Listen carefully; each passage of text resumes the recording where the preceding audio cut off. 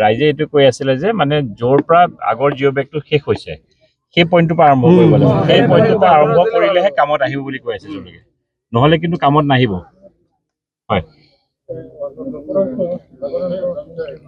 হয় আপুনি একদম আনি ভালকে চাই একদম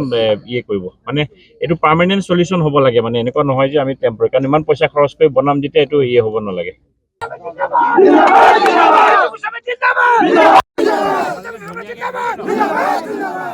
নগাঁৱৰ ভোৰবন্ধাত গৰাখহনীয়া অঞ্চল পৰিদৰ্শন বৰহমপুৰ সমষ্টিৰ বিধায়ক জিতু গোস্বামীৰ ৰাইজৰ লগত হাত মিলাই বিধায়কগৰাকীয়ে ব্যক্তিগত পুঁজিৰ পৰা 50,000 টকাৰ সাহায্য আগবঢ়াই গৰাখহনীয়া ৰোধ কৰিবলৈ বাঁহৰ পাৰ্কোপাইন ব্যৱস্থা কৰা ৰাইজক বছৰ বছৰ ধৰি হৈ থকা ব্ৰহ্মপুত্ৰৰ খহনীয়া ৰোধ কৰি খহনীয়াৰ কবলৰ পৰা লাওখোৱা ভোৰবন্ধা ভগামুখ আদি অঞ্চলক বান আৰু গৰাখহনীয়াৰ পৰা মুক্ত কৰাৰ আশ্বাস প্ৰদান বিধায়কগৰাকীৰ অসম চৰকাৰে ভোৰবন্ধাৰ গৰাখহনীয়া অঞ্চলসমূহৰ গৰাখহনীয়া ৰোধ কৰাৰ বাবে 8 কোটি টকা ব্যয় সাপেক্ষে জিঅ' বান্ধৰ অনুমোদন দিছে নদীৰ বাঢ়নি পানী কমিলেই কাম আৰম্ভ কৰিব স্থায়ীভাৱে সমস্যা সমাধানৰ বাবে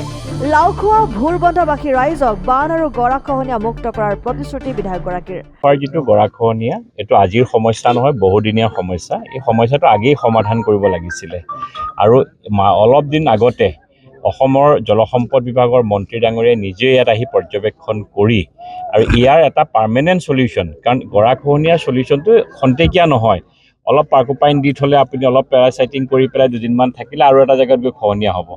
যিহেতু এটা বৃহত্তৰ এৰিয়া আমি বচাব লাগিব সেইকাৰণে এটা জিঅ' বেগৰ যিটো প্ৰটেকশ্যন আমাৰ যিটো কৰিব লাগিব সেই প্ৰটেকশ্যনৰ কামটো আৰম্ভ কৰিবৰ কাৰণে আজি মই ৰাইজে কোৱাৰ কাৰণে মই চাবলৈ আহিলোঁ ৰাইজে দুখত আছে আৰু ইয়াতে ৰাইজে নিজাববীয়াকে পইচা উঠাই ৰাইজে কাম আৰম্ভ কৰিছে কোনোবাই 20,000 কোনোবাই 10,000 এনেকৈ পইচা উঠাই আৰম্ভ কৰিছে আৰু চবতকৈ ডাঙৰ কথা ইয়াৰ বিধায়কজনে তেওঁ ৰাইজৰ লগত অকণমান কিঞ্চিতো তেওঁলোকে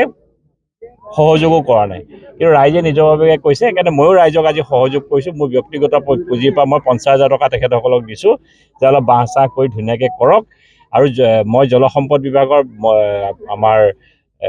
এক্সিকিউটিভ ইঞ্জিনিয়াৰ ডাঙৰীয়াৰ লগত এতিয়া কথা পাতিছোঁ তেওঁলোকে এই বানপানীটো অকণ কমিলে এইটো কাম আৰম্ভ কৰিব এইটো 8 কোটি টকা চেংচন হৈ আছে কণ্ট্ৰেক্টৰ এলট হৈ আছে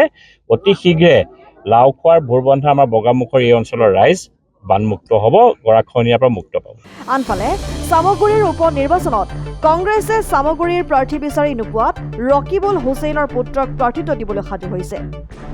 চামগুৰিত এইবাৰ কংগ্ৰেছ পৰাজয় নিশ্চিত আৰু বিজেপিৰ জয় নিশ্চিত কৰাৰ হিচাপ আকাৰে বুজাই দিলে বিধায়কগৰাকীয়ে